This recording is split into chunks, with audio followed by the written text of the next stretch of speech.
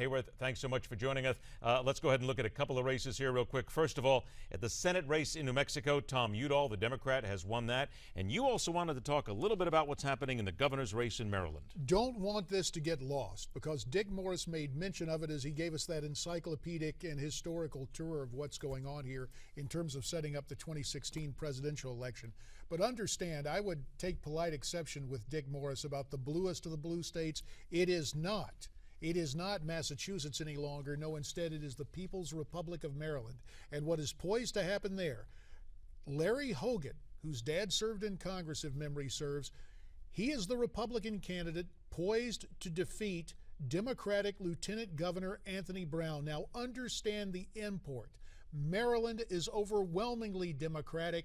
It sits right next to Washington, D.C. President Obama, Michelle Obama, campaigned on behalf of Anthony Brown, and following the president's visit, that's when Anthony Brown saw his numbers start to tank.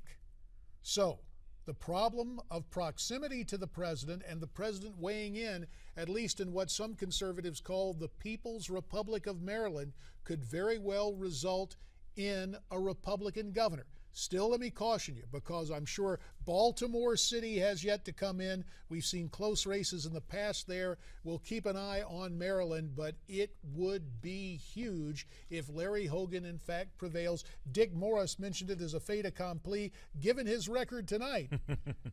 We may go ahead and make book that it's going to be a Republican governor, but I still want to wait for the final numbers. The numbers there in Maryland right now, with about 70% of the precincts reporting Hogan with 54% of the vote, Brown with 45% of the vote. And again, it's worth pointing out that earlier this evening, many media outlets called the New Hampshire race for Jeanne Shaheen, and it was Dick Morris who said, wait a minute, back up, let's hang on. And now even the Boston Globe is reporting that we have to wait. Scott Brown has refused to concede. It is still now too close to call in New Hampshire. So that certainly is a good point to make. Hey, social media is the political game changer. The hashtag may be small, it is powerful.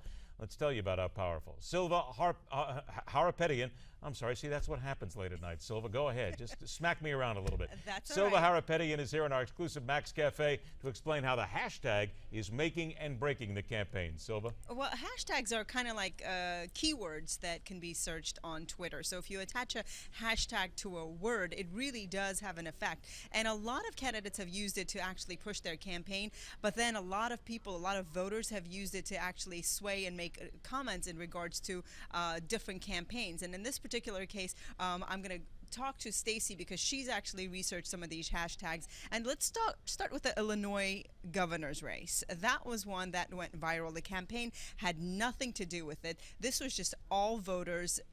When they saw what happened, it all just went viral. Let's talk about that. Yeah, before this whole hot dog gate, hashtag hot dog gate happened, there was really nothing much going on social media for either of these candidates.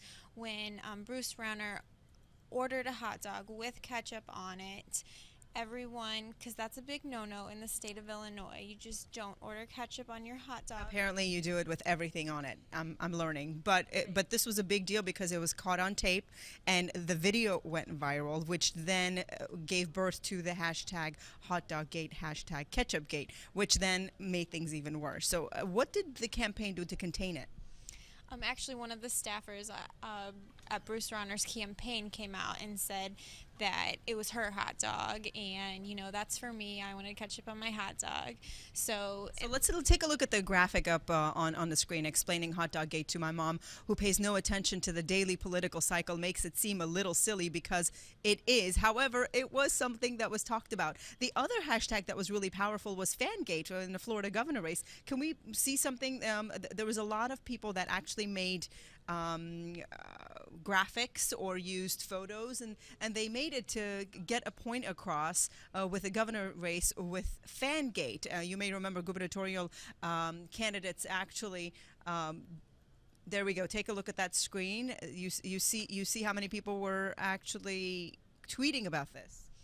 Yeah, this one exploded on social media with everything was Fangate. People got silly with it. People were, serious with it. It just took on a life of its own on Twitter. And here's the thing with these hashtags, because we don't know what can go viral and how it can affect a campaign. What it did was it actually gave both campaigns an extended life in traditional media. So because of the response that they got. So I'm going to throw it back to the studio. We're at Max Cafe. We'll bring you the very latest as we get them.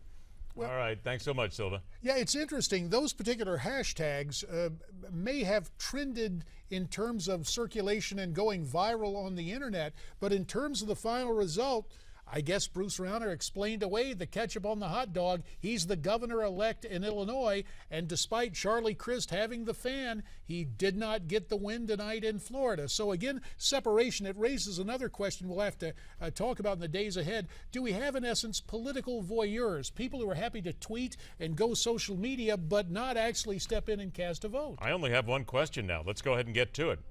Do you put ketchup on your hot dog? Heck no.